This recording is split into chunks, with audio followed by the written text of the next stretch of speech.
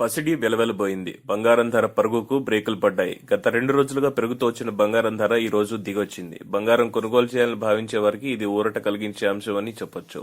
అంతర్జాతీయ మార్కెట్లో బంగారం ధర పెరిగినా కూడా దేశీయ మార్కెట్లో పసిడి ధర పడిపోవడం గమనార్హం. బంగారం తగ్గితే వెండి ధర కూడా ఇదే దారిలో నడిచింది. హైదరాబాద్ మార్కెట్లో బంగారం ధర పడిపోయింది. శనివారం 10 గ్రాముల 24 క్యారెట్ల బంగారం ధర ఏకంగా ₹330 దిగొచ్చింది. దీంతో ధర 51,140కి క్షీణించింది.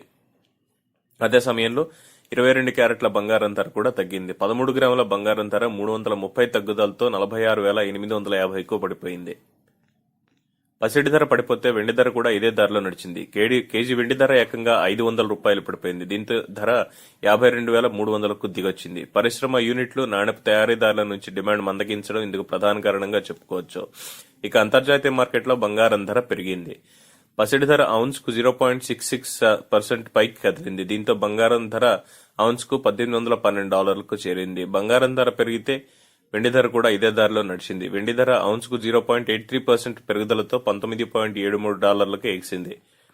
దేశ రాజధాని ఢిల్లీ మార్కెట్లో కూడా పసిడి ధర పడిపోయింది. 22 క్యారెట్ల 10 గ్రాముల బంగారం 250 తగ్గింది. 47,700లకు క్షీణించింది. ఇదే సమయంలో 24 క్యారెట్ల 10 గ్రాముల బంగారం ధర కూడా ఇదే దారిలో పయనించింది.